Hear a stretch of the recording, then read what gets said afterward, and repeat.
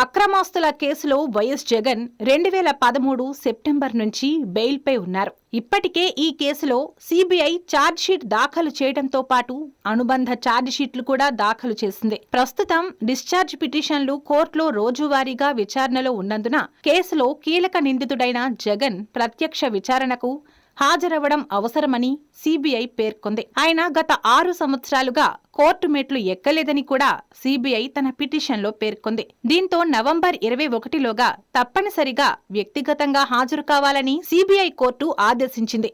ఈ నేపథ్యంలో ఒకరోజు ముందుగానే అంటే గురువారమే ఆయన కోర్టుకు వెళ్లేందుకు సిద్ధమవుతున్నారు. గురువారం ఉదయం 9 గంటలకి తాడేపల్లి నుంచి బయలుదేరి గన్నవరం ఎయిర్పోర్టుకి చేరుకుంటారు. అక్కడి నుంచి విమానంలో హైదరాబాద్ బేగంపేట ఎయిర్పోర్టుకి చేరుకుంటారు. అక్కడి నుంచి నేరుగా 11 గంటలకి నాంపల్లి సిబిఐ కోర్టుకి చేరుకుని అక్రమాస్తుల కేసులో సిబిఐ న్యాయమూర్తి ముందు వ్యక్తిగతంగా హాజరవుతారు. ఆ తర్వాత సిబిఐ కోర్టు నుంచి మధ్యాహ్నం హైదరాబాద్లోని లోటస్ పాండ్లోని తన నివాసానికి వైఎస్ జగన్ చేరుకుంటారు. ఆ తర్వాత 12:50 లోటస్ పాండ్ నుంచి బయలుదేరి బేగంపేట్ ఎయిర్పోర్టుకి చేరుకుంటారు. అక్కడి నుంచి విమానంలో బెంగుళూరు బయలుదేరతారు. 3 గంటలకి వైఎస్ జగన్ బెంగుళూరు ఎయిర్పోర్టుకి చేరుకుని అక్కడి నుంచి బెంగుళూరులోని తన నివాసానికి చేరుకుంటారు. ఇక నాంపల్లి సిబిఐ కోర్టుకి గురువారం స్వయంగా వైఎస్ జగన్మోహన్ రెడ్డి హాజరవుతుండటంతో హైదరాబాద్ పోలీసులు భారీ బందోబస్తు ఏర్పాటు చేస్తున్నారు. నాంపల్లి సిబిఐ కోర్టు పరిసరాల్లో పోలీసులు హై అలర్ట్ ప్రకటించారు. వైఎస్ఆర్సీపీ కార్యకర్తలు భారీగా చేరుకునే అవకాశం ఉండటంతో భద్రత కట్టుదిట్టం చేశారు. మరోవైపు వైఎస్ జగన్ పై కక్షపూరితంగా నాడు కేసులు పెట్టారని, ఆయన కాంగ్రెస్ పార్టీని వీడి సొంతంగా పార్టీ పెట్టినందునే అక్రమాస్తుల కేసు అంటూ తెరపైకి తెచ్చారని వైఎస్ఆర్సీపీ నేతలు ఆరోపిస్తున్నారు. ఈ కేసులో తమ అధినేత వైఎస్ జగన్ కడిగిన ముత్యంలా నిర్దోషిగా బయటపడతారని ఆశాభావం వ్యక్తం చేస్తున్నారు. తాజా ఎన్నికల్లో పార్టీ కేవలం 11 స్థానాలకు పరిమితమవడం, ప్రతిపక్ష హోదా కూడా దక్కకపోవడం వల్ల వైఎస్ జగన్ రాజకీయ వ్యూహాలు ఇంతకు ముందెన్నడూ లేనంతగా పరిశీలనకు వస్తున్నాయి. కోర్టు హాజరుతో పాటు రాబోయే నెలల్లో ఈ కేసుల పురోగతి ఎలా ఉండబోతోంది, సిబిఐ వాదనలతో పాటు జగన్ తరపు న్యాయవాదుల స్పందన ఎలా ఉండబోతోందన్న అంశాలపై రాష్ట్ర రాజకీయాల్లో సెగరేగుతోంది.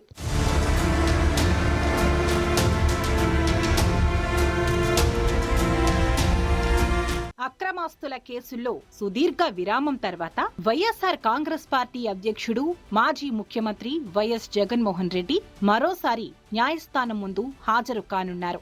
నవంబర్ 20న హైదరాబాద్లోని సిబిఐ ప్రత్యేక కోర్టుకు ఆయన ప్రత్యక్షంగా వెళ్లేందుకు సన్నద్ధమవడం రాజకీయ వర్గాల్లో ఆసక్తిగా మారింది. 2019లో సీఎం అయ్యే వరకు, అనంతరం ముఖ్యమంత్రి హోదా ముగిసే వరకు కోర్టు హాజరు నుంచి అనేక సార్లు మినహాయింపులు పొందారు. ఆయన చివరిసారిగా ముఖ్యమంత్రి హోదాలో 2020 జనవరి 10న సిబిఐ కోర్టుకి వ్యక్తిగతంగా హాజరయ్యారు. ఆ తర్వాత సీఎంగా ఆయనకి Z+ కేటగిరీ భద్రతా కారణాల రీత్యా పరిపాలనా బాధ్యతలు, అధికార హోదా వంటి కారణాల కారణంగా సిబిఐ కోర్టు కూడా వైఎస్ జగన్మోహన్ రెడ్డికి వ్యక్తిగత హాజరు నుంచి మినహాయింపునిచ్చింది. గత ఏడాది అసెంబ్లీ ఎన్నికలలో వైఎస్ఆర్సీపీ అధికారం కోల్పోవడంతో పాటు 11 స్థానాలకే వైఎస్ఆర్సీపీ పరిమితమైంది. ఆ తర్వాత మరోసారి వైఎస్ జగన్ కోర్టుకి హాజరు కావాలని కోరుతూ సిబిఐ పిటిషన్ వేసింది. అయితే ఇటీవల సిబిఐ కోర్టు అనుమతితో లండన్ పర్యటనకి వెళ్లిన వైఎస్ జగన్ని ఆ పర్యటన తర్వాత స్వయంగా నవంబర్ 21వ తేదీలోపు కోర్టుకి హాజరు కావాలని సిబిఐ కోర్టు ఆదేశించింది. ఈ నేపథ్యంలోనే వైఎస్ జగన్ లండన్ వెళ్లిన సమయంలో తప్పుడు ఫోన్ నెంబర్ ఇచ్చారని ఆరోపిస్తూ సిబిఐ మరోసారి కోర్టు మెట్లెక్కింది. అయితే తాను అసలు ఫోన్ వాడనని, తన అనుచరుడి ఫోన్ నెంబరే ఇచ్చానని వైఎస్ జగన్ కౌంటర్ దాఖలు చేశారు.